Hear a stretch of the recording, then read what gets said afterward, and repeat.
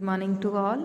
हमारी एनाटॉमी की आज ये सेकंड क्लास है और इसमें हम जब एनाटॉमी ऑफ एंजियोस्पर्म्स की बात करते हैं तो कल की क्लास में हमने टिश्यू सिस्टम को यहाँ पर आपको बताया था कि कितने तरीके के हमारे टिश्यूज़ जो हैं टिश्यू सिस्टम में मेन प्रेजेंट होते हैं। एक होता है मेरिस्टेमेटिक टिश्यू और दूसरा होता है परमानेंट टिश्यू।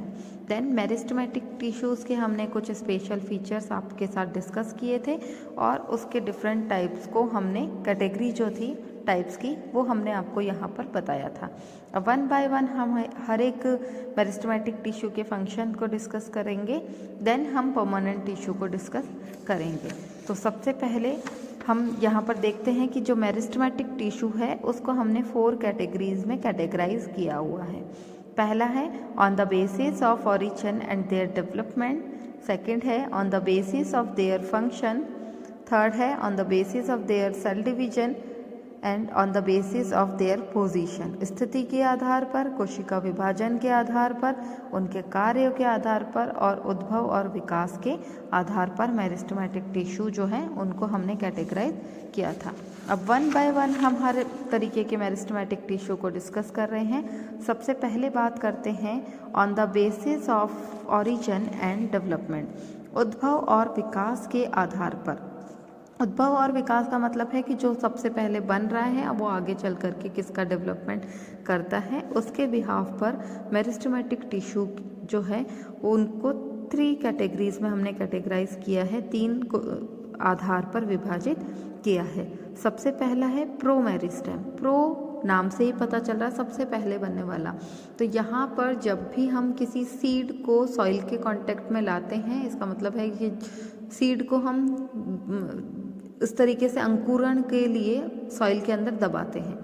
तो जो सबसे पहले सीडलिंग्स बन रहा है उस सीडलिंग्स के अंदर जो मेरिस्टेमेटिक टिश्यू प्रेजेंट होता है उसे हम कहते हैं प्रो मेरिस्टेम। सीडलिंग का मतलब होता है जैसे ही आपने स्प्राउट्स अगर खाए हैं तो उस स्प्राउट्स के अंदर अंकुरित करते हैं तो सीड को पानी के और सॉइल के कांटेक्ट में लाने के बाद में जो सबसे पहला पार्ट निकलता है सीडलिंग का वो अंकुरित पार्ट, उसे ही हम कहते हैं प्रो मेरिस्टेम।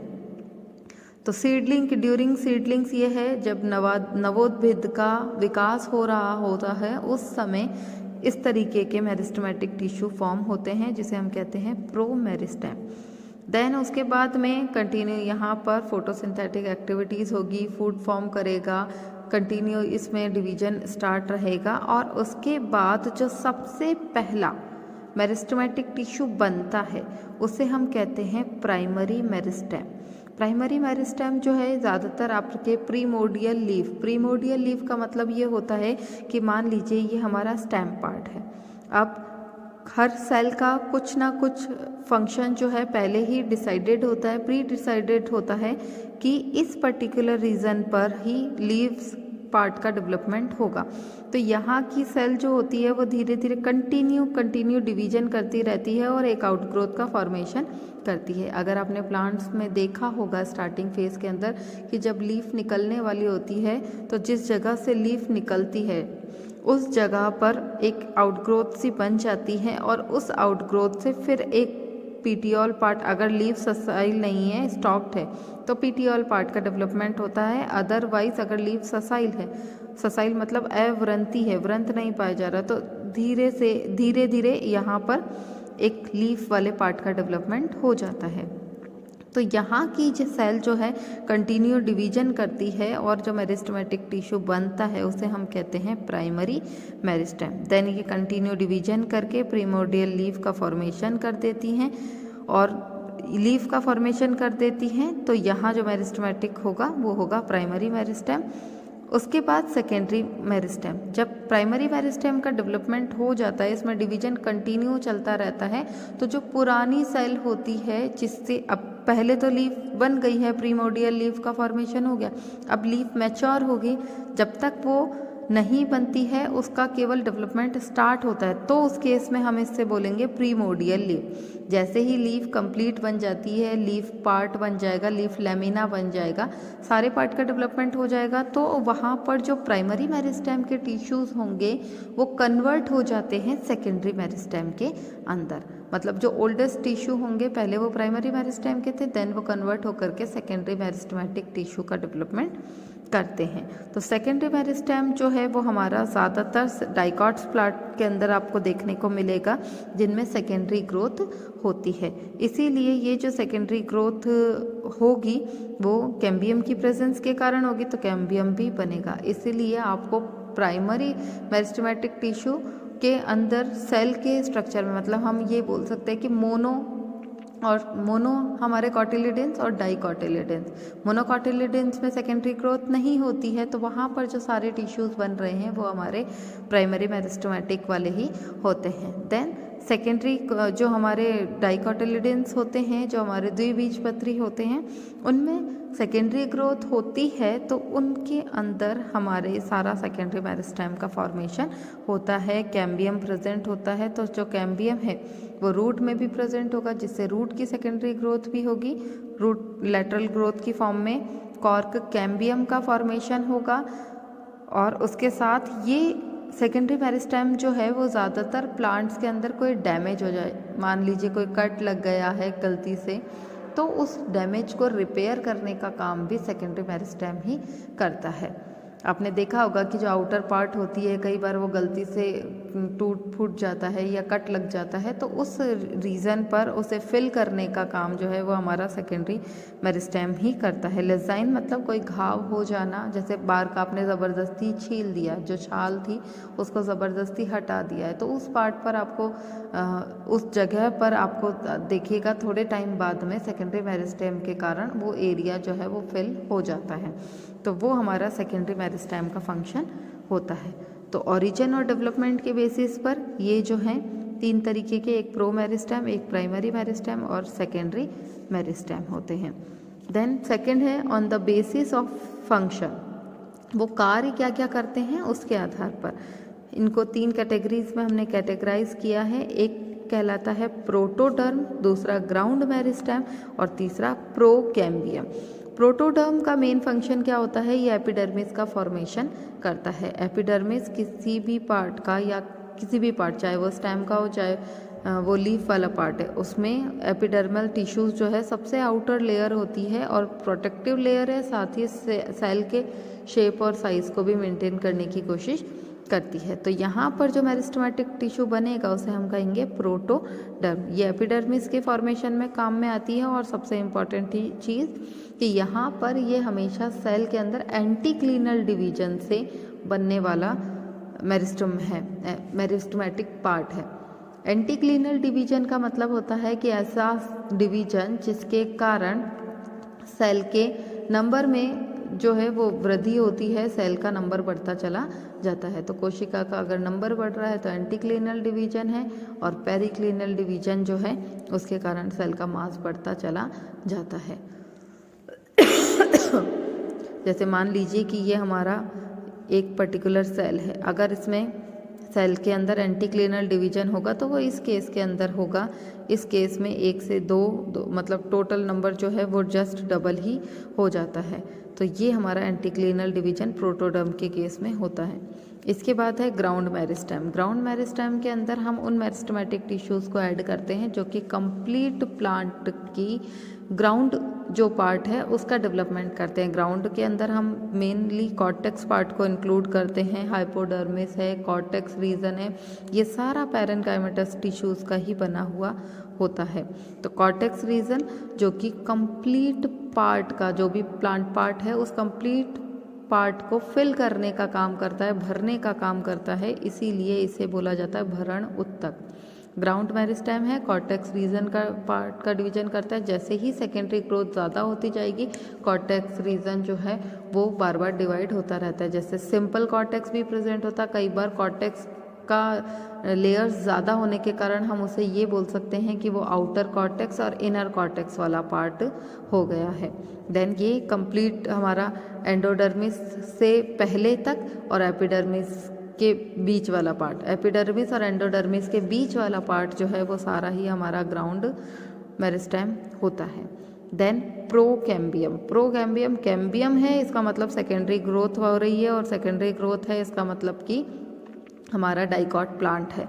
तो यहाँ पर प्रोकैम्बियम का फॉर्मेशन जो होता है, प्रोकैम्बियम जो बनता है वो हमेशा primary vascular tissue, primary vascular tissue का मतलब ये होता है, वेस्कुलर टिश्यू मतलब जाइलम और फ्लोएम। तो सबसे पहले जो जाइलम बनता है उसे हम कहते हैं प्राइमरी जाइलम, और सबसे पहले जो फ्लोएम बनेगा उसे हम कहेंगे प्राइमरी फ्लोएम। तो इन दोनों के फॉर्मेशन में जो मेरिस्टेमेटिक टिश्यू काम में आता है उसे हम कहते हैं प्रोकैम्बियम। इसके बाद में थर्ड कैटेगरी है हमारी on the basis of cell division, कोशिका के विभाजन के आधार पर। तो सेल जो है वो दो तरीके से डिवाइड हो सकती है, पेरिक्लिनिकल और एंटी क्लिनिकल। पेरिक्लिनिकल डिवाइड होगी तो हमारा मास बढ़ता चला जाएगा कोशिका का, और अगर एंटी क्लिनिकल डिवीजन होगा तो सेल का नंबर बढ़ता चला जाएगा। इसके सेल डिवीजन के बेसिस पर हम उनको अगेन 3 कैटेगरीज में कैटेगराइज कर रहे हैं। एक कहलाता है मास मेरिस्टेम, मास मेरिस्टेम होगा, इसका मतलब कि केवल पेरिक्लिनल डिवीजन ही होगा। उसके बाद है प्लेट मेरिस्टेम, और थर्ड है रिब मेरिस्टेम। मास मेरिस्टेम पेरिक्लिनल डिवीजन के कारण ही होती है, और साथ ही एंडोडर्मिस वाले लेयर का फॉर्मेशन करता है। एंडोडर्मिस में हमेशा बैरल शेप की सेल स्ट्रक्चर जो है वो प्रेजेंट होती है। इस तरीके की ढोलक के आकार की संरचना पाई जाती है, जिससे हम आइडेंटिफाई कर पाते हैं कि ये एंडोडर्मिस है। तो इस एंडोडर्मिस लेयर में ज़्यादातर केसेस में एंडोडर्मिस सिंगल लेयर ही होती है, लेकिन कुछ एक्सेप्शनल केसेस हैं, नीरियम वगैरह, इसके अंदर एंडोडर्मिस 2 और 3 लेयर्स में भी प्रेजेंट होती है। मास मेरिस्टेम वहाँ पर पाया जाता है। Then plate meristem, plate meristem के अंदर सेल का नंबर और मास दोनों ही बढ़ते हैं, इसीलिए कुछ लेयर्स का फॉर्मेशन हो जाता है। तो ये एंटीक्लिनल और पेरिक्लिनली डिवाइड होती हैं कोशिकाएं, और परिणत और अपनत विभाजन द्वारा विभाजित होकर के कोशिका का नंबर, सेल का नंबर और सेल का मास बढ़ता चला जाता है। तो वहाँ उस केस में उसे हम कहेंगे plate meristem. Then rib meristem, rib meristem जो है उसमें ज़्यादातर केसेस में एंटीक्लिनल डिवीजन होता है, कुछ एक्सेप्शनल केसेस को छोड़ करके।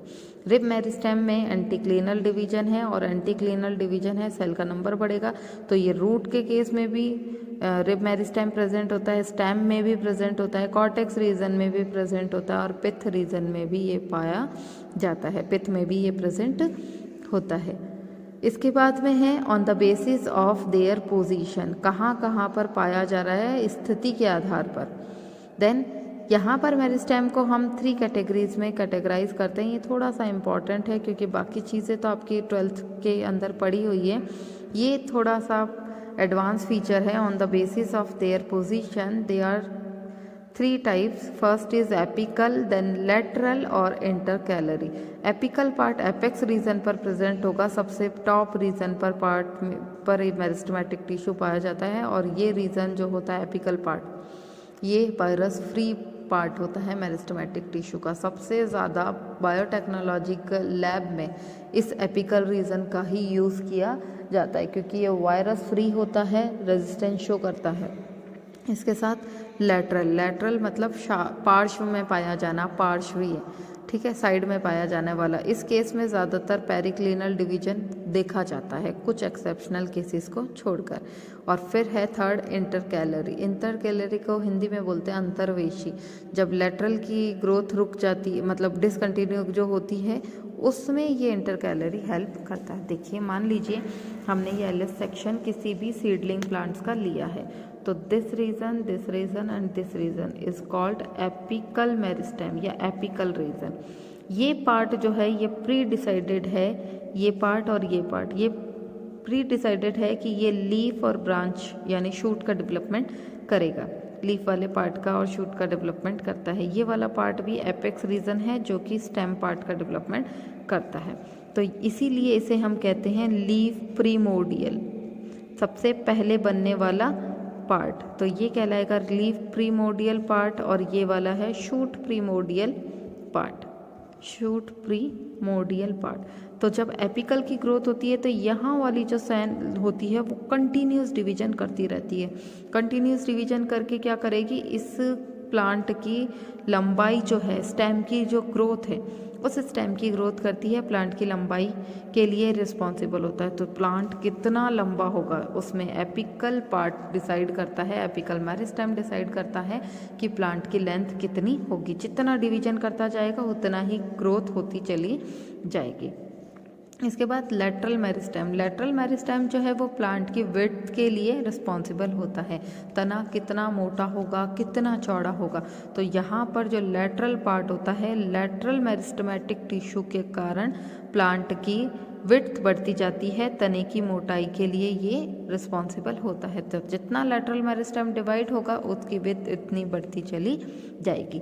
कई बार क्या होता है कि लेटरल मेरिस्टेम जो टिश्यूज़ हैं ये डिसकंटिन्यू डिवीजन करते हैं, जैसे डिवीजन कर लिया देन रुक गए, देन कंटिन्यू फिर डिवीजन कर लिया, तो उसके कारण विड्थ चौड़ी होती चली जाएगी। लेकिन ये जो डिसकंटिन्यू पार्ट है उसके कारण लेटरल मेरिस्टेम की जगह यहाँ पर इंटरकैलरी मेरिस्टेम जो है वो फंक्शन करता है।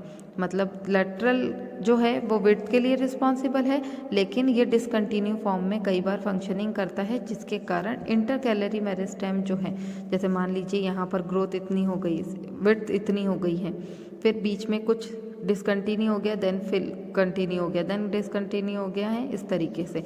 तो ये जो पार्ट है जिसके कारण कंप्लीट स्टेम की विड्थ जो है वो बढ़नी चाहिए, चौड़ाई बढ़नी चाहिए, तने की मोटाई बढ़नी चाहिए, इसको फिल करने का काम जो है वो इंटरकैलरी का होता है। तो हम ये कह सकते हैं कि ये लेटरल मेरिस्टेम का ही पार्ट है ये, पर ये पूरी तरीके से लेटरल का पार्ट नहीं होता।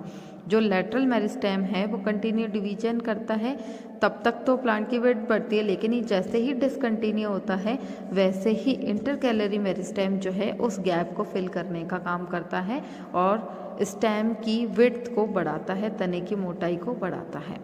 तो उसके कारण कुछ पार्ट में ये एपिकल की हेल्प करता है, मोटाई बढ़ाता जाएगा और साथ में लंबाई भी बढ़ाएगा, क्योंकि एपिकल जो है वो ज़्यादातर केस में वो तो कंटिन्यू फॉर्म ही करता है, लेकिन कुछ केसेस में ऊपर कंटिन्यू डिवीजन चल रहा है, कुछ सेल तो डिवाइड हो गई, उसने ऊपर का पार्ट बना लिया, लेकिन कुछ सेल जो डिवाइड नहीं हो पाई हैं वो धीरे डिवाइड हो रही हैं, तो उस केस में इंटरकैलरी उस गैप को फिल करने का काम करता है। तो तने की मोटाई और तने की लंबाई के लिए ये रिस्पॉन्सिबल होता है। ये केवल मोटाई के लिए और ये केवल लंबाई के लिए।